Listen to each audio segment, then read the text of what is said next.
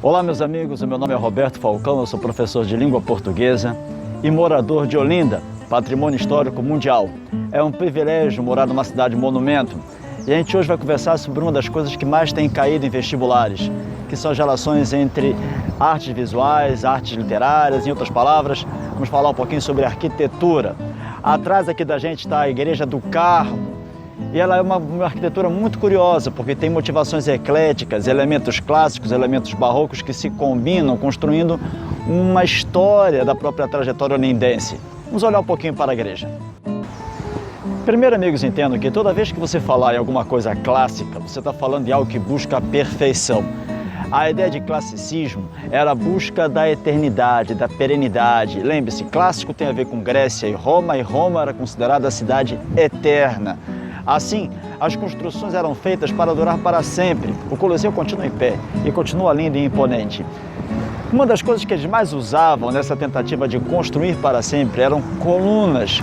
As colunas tornaram-se marcas da arquitetura clássica e depois tornaram-se marcas da arquitetura neoclássica. Se você olhar, por exemplo, ali, para a parte central da igreja, onde tem a porta de entrada principal, você vai ver que do lado você tem duas colunas. Essas colunas dão sustentação a um arco. Esse arco não era sustentado por nada a não ser o próprio peso das pedras. Elas se equilibravam em peso e assim faziam com que você tivesse uma sustentação nelas mesmas. É chamado de arco romano. As colunas que estão dando sustentação são as mais comuns que havia inicialmente, são as colunas dóricas. Você percebe isso pelos capitéis, são bem quadradinhos, bem retinhos. Se você abre um pouquinho sua visão, você vai ver que tem outras duas colunas ao lado. Mas os capitéis, as partes superiores, já formam como se fossem pergaminhos. São as chamadas colunas jônicas.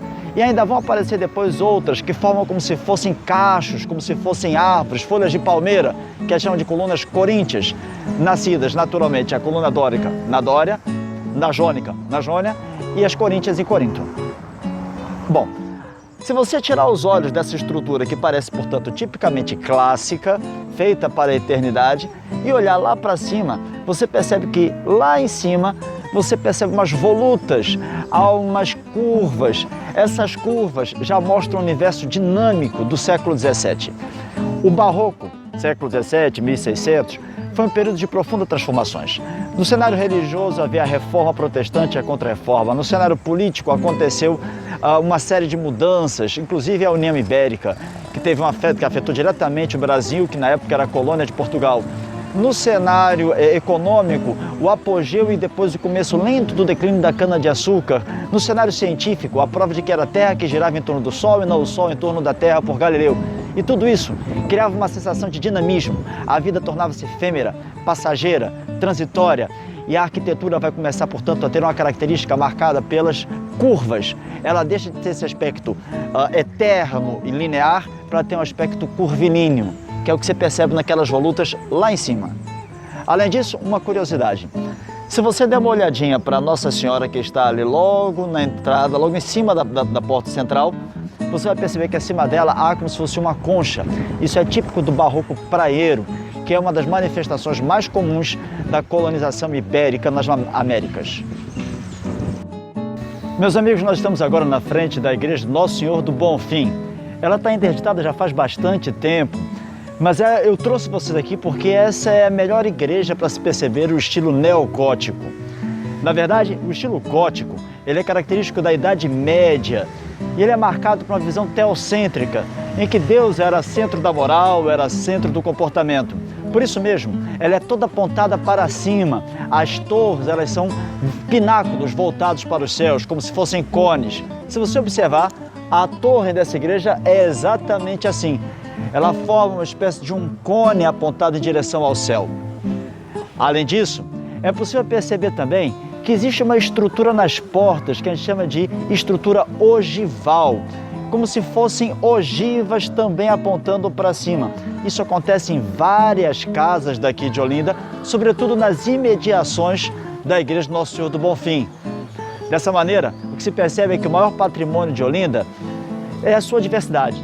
É a diversidade musical, é a diversidade literária, é a diversidade arquitetônica.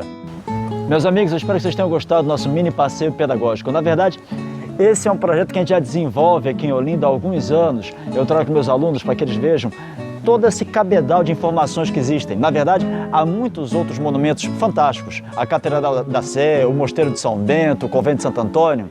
Enfim, dias 13 e 14 de dezembro, agora, haverá o SSA, que é o Exame Seriado da UPE.